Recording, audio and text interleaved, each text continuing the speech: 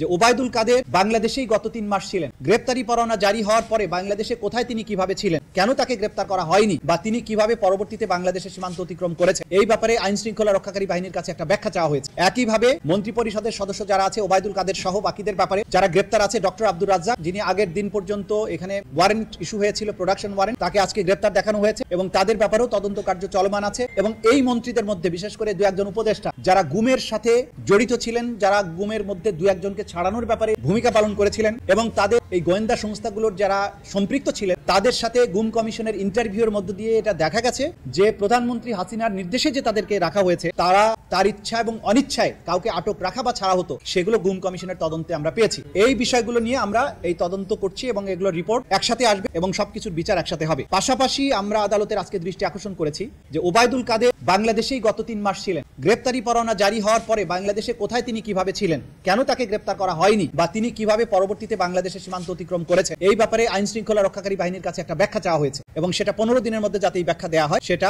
জানানোর জন্য আদালত নির্দেশ দিয়েছেন। একই সাথে অপরাধের নিউক্লিয়াস শেখ হাসিনা, তিনি তার গ্রেপ্তারের ব্যাপারে যে আমরা ইন্টারপোলের মাধ্যমে রেড নোটিশ জারি করা, আদালতের যে গ্রেপ্তারি পরোয়ানা সেটা কার্যকরের কি ব্যবস্থা, এবং ভারতের সাথে সম্পাদিত যে অপরাধীর বহিঃসমর্পণ চুক্তি অর্থাৎ এক্সট্রাডিশন ট্রিটি, কাজের এই ডকুমেন্টটাকে আমরা অফিসিয়াল ডকুমেন্ট হিসেবে আমাদের এই আইনে অ্যাডমিসেবল হবে, এই তথ্য প্রমাণ হিসেবে এটা গ্রহণযোগ্য হবে। এর বাইরেও এই কমিশনের তদন্ত রিপোর্টের বাইরেও আমরা নিজস্ব তদন্ত সংস্থার মাধ্যমে এই বিষয়গুলোর ব্যাপারে আরো ফার্দার তদন্ত করব এবং অকাট্য রূপে আমরা আদালতের কাছে প্রমাণ করব যে গুম সংক্রান্ত যে অপরাধ, মানবতা বিরোধী অপরাধ, তার সাথে আমাদের এই ট্রাইব্যুনালের মামলার যারা জড়িত আসামি আছেন তাদের সম্পৃক্ততাগুলো অকাট্য রূপে প্রমাণ করার জন্য আমরা আরো নিজস্ব ব্যবস্থা গ্রহণ করব। তবে গুম কমিশনের যে প্রতিবেদন যেটুকু প্রকাশিত হয়েছে এবং যেটুকু প্রকাশিত হয়নি, সেগুলো আমরা আমাদের পক্ষ থেকে আমাদের আইন অনুযায়ী এগুলো চাওয়ার বিধান আছে, আমরা তাদের কাছ থেকে এটা চাইবো এবং চাওয়ার মাধ্যমে যেহেতু একটা অফিসিয়াল